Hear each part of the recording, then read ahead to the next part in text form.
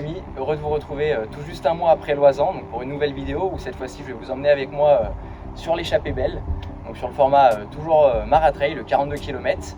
Donc je vais essayer de vous filmer quelques séquences pendant la course pour pouvoir vous amener au cœur de l'action. Donc ça y est, dossard et roadbook reçus directement dans la boîte aux lettres, donc ça c'est vraiment top. On a pu consulter toutes les petites informations utiles concernant le programme du week-end, le balisage et notamment le parcours qui est le tout nouveau format proposé par l'organisation cette année. Donc pour rentrer un petit peu dans les détails, parcours long de 41 km, 2800 mètres de dénivelé positif et négatif, départ donné de La Rochette avec un début de course difficile puisqu'on part direct dans une bosse d'environ 12 km où on prendra 1600 mètres de dénivelé positif. Donc ça fait une pente moyenne autour des 14%. Donc jusqu'au col de la Perrière où on y trouvera le premier ravito.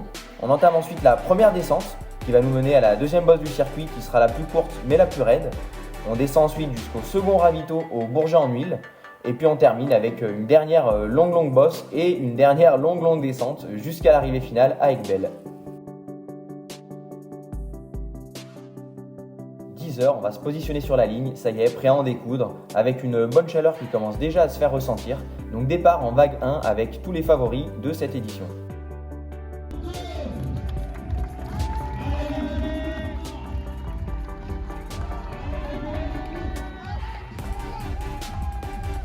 C'est parti, donc départ en tête où j'effectuerai les 4-5 premiers kilomètres de la bosse tout seul devant avant de me faire rejoindre par deux coureurs revenus de l'arrière. 7 km de course, un peu plus. Ouais, je suis en 3e position. J'ai laissé partir devant deux coureurs. Le rythme elle est un peu trop vite pour moi, donc je préfère continuer à ma cadence. On poursuit en solitaire, en chasse-patate. Après avoir laissé filer, donc j'essaie de prendre un petit gel histoire de me redonner un petit coup de peps et puis en gardant en ligne de mire le premier ravito. Droit dans le pendu. On vient de passer le premier ravito à 10 km de course et déjà la moitié du dénivelé de fait, 1400. Là c'est hyper raide, j'ai pu apercevoir les deux premiers devant. Je pense qu'ils sont une bonne minute 30 devant moi. On va essayer de lisser l'effort au max, mais c'est compliqué. Les jambes sont pas au mieux. Donc environ 1 km après le ravito, on a terminé avec la première bosse, on arrive au col de Perrière. L'écart a dû se creuser encore un peu puisque j'aperçois plus du tout la tête de course. Donc à ce moment-là, on rejoint le parcours de la Grande Traversée et c'est aussi le moment où on arrive sur des espèces de petites crêtes avec des paysages vraiment sublimes. Ça y est, c'est parti pour la première descente du parcours. Donc on espère se refaire un peu la cerise et puis on relance un petit peu l'allure pour essayer de refaire un peu le retard. Allez, on se lance maintenant dans la deuxième bosse du parcours qui, comme je vous l'ai dit, est la plus courte mais la plus raide. On essaie de se relancer mais les jambes sont toujours pas au mieux et on gère l'effort au mieux en limitant la casse. Longue descente avant le second ravito. Toujours avec ces fichues crampes à l'intérieur des quadrilles.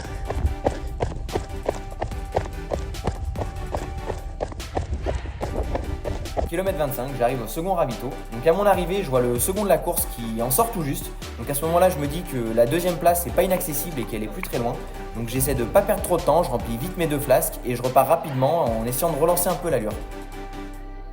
Donc après le ravito, petite section plutôt roulante avec un petit faux plat montant où on arrive à bien relancer l'allure et du coup à dépasser le second de la course qui à ce moment-là avait pris, je pense, un bon coup de chaud aussi sur la tête.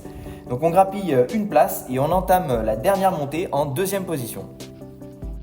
Et on est reparti pour la dernière montée du parcours. Donc je ne vous ai pas filmé cette montée, je devais être dans un piteux état à ce moment-là.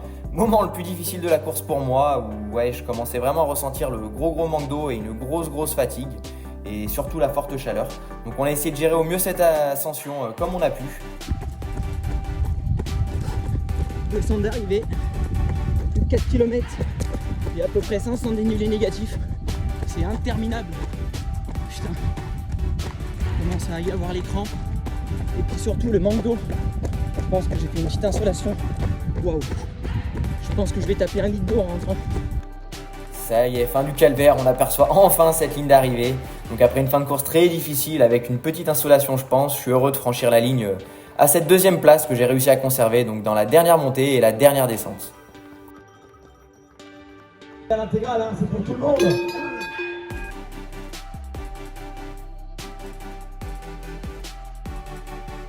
il y a de la gestion, même si forcément on est quand même en haute intensité très régulièrement, il n'y a quand même pas beaucoup de moments de répit.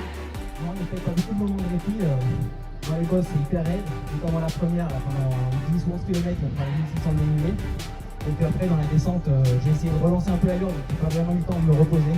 C'est compliqué, ouais. Pas beaucoup de temps de répit et vraiment dur sur avec la chaleur et gros manque d'eau à la fin, donc c'est hyper compliqué. Ouais. Bon, hyper compliqué, mais ça fait une superbe seconde place. Quand tu as pris le départ ce matin, il y avait quand même un objectif de performer malgré tout, ou si on t'avait dit tout de suite deuxième place, tu aurais signé les yeux fermés? Alors ouais, je pense que c'était à peu près dans les objectifs, je m'étais misé un petit top 5 on va dire. Après voilà, je connaissais pas, c'était la première année que je fais l'échappée belle, donc bien content d'y avoir participé. Et est-ce que c'est justement parce que ce format a été proposé cette année que tu es venu sur l'échappée belle? Est-ce que les autres sont inaccessibles pour tes compétences ou en tout cas les formats que tu plébiscites? Est-ce que c'est le format marathon qui t'a fait venir à l'échappée belle?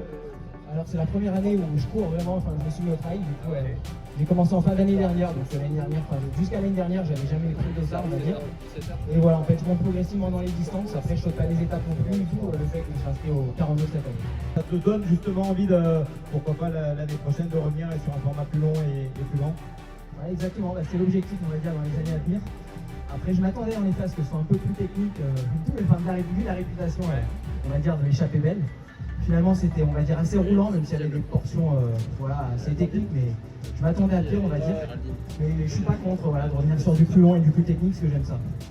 Bon, on est parti pour le petit débrief de course. Donc, comme vous l'avez vu, bien arrivé. Donc, on termine à une belle deuxième place. Bon, la gagne était injouable aujourd'hui. Je crois que le premier termine quasiment à 10 minutes. J'ai pas regardé les temps exactement, mais quasiment 10 minutes devant moi. Donc ouais, course très difficile, surtout avec la chaleur, hein. C'était vraiment compliqué, gros manque d'eau sur la fin. Il a encore fallu faire avec les crampes à partir du kilomètre 20 je dirais. Donc voilà, toujours ces fichues crampes à l'intérieur des quadris. Bon, en ce qui concerne le déroulé de la course, donc je suis parti devant, j'ai fait les, je dirais 4-5 premiers kilomètres en tête. Ensuite j'ai été rejoint par le deuxième et le troisième. Voilà, j'ai dû les suivre pendant environ 2 km, j'ai senti que le rythme était assez soutenu et que les jambes n'étaient pas forcément mieux aujourd'hui, donc j'ai préféré laisser filer devant. Ils ont pris, je pense, au début une bonne minute 30 d'avance sur moi, et puis après ça a creusé dans la montée qui était vraiment très longue. Je ne sais pas combien de temps exactement on a monté, mais voilà, le segment était très long. On a pris, je crois, la moitié du dénivelé, comme je le dis dans la vidéo, sur les 10 premiers kilomètres. Donc, voilà, c'était très compliqué. À la suite de ça, j'ai réussi à reprendre le deuxième après le second ravito. Donc voilà, ravito express, j'ai pris mes 2 flasques, j'ai rempli 50 ml dans chacune et puis c'était reparti. Et la fin, ouais, vraiment très dur, mais je pense que tout le monde était dans le même état parce que le classement n'a pas beaucoup évolué du coup. Donc voilà, je double le deuxième, je prends sa place et puis le classement n'a plus bougé par la suite. Voilà, donc content du résultat final, mais voilà, c'était une des courses, je pense, les plus difficiles que j'ai pu faire, notamment en termes de sensations où les jambes n'ont pas été forcément bonnes du début à la fin. Donc voilà, content quand même de terminer sur la boîte, comme on dit, au bout de l'effort. Bon, après avoir repris mes esprits, c'est bon, on peut aller prendre une petite douche et c'est parti pour la petite visite du village d'arrivée où tous les partenaires de la course sont présents. Et puis après, direction le petit stand du repas pour aller se restaurer un petit peu.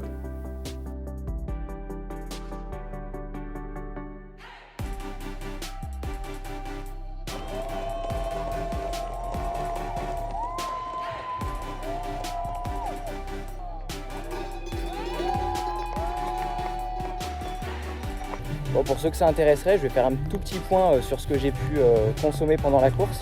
À savoir qu'avec 2 ravitaux sur le circuit, donc au kilomètre 10 et au kilomètre 25, donc en termes de nutrition, j'ai pris 4 gels, une purée, une barre de dattes et puis une pâte de fruits. Et j'avais 3 fois 500 ml avec 30 g de glucides dedans, une petite boisson isotonique.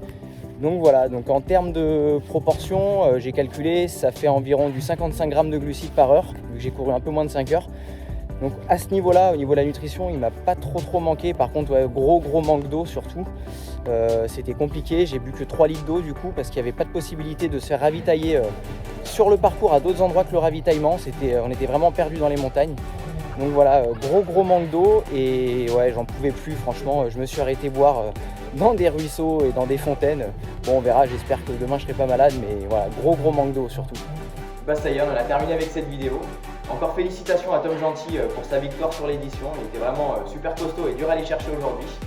Merci à l'organisation et à tous les bénévoles présents tout le long du parcours. Et puis un grand merci à vous aussi d'être resté jusqu'au bout de cette vidéo. N'hésitez pas à la liker et puis à laisser un petit commentaire. Et puis surtout à vous abonner à la chaîne parce que la saison est loin d'être terminée. Et puis vous verrez, il y a du contenu sympa qui va arriver. Allez, je vous dis à la prochaine. Ciao, ciao!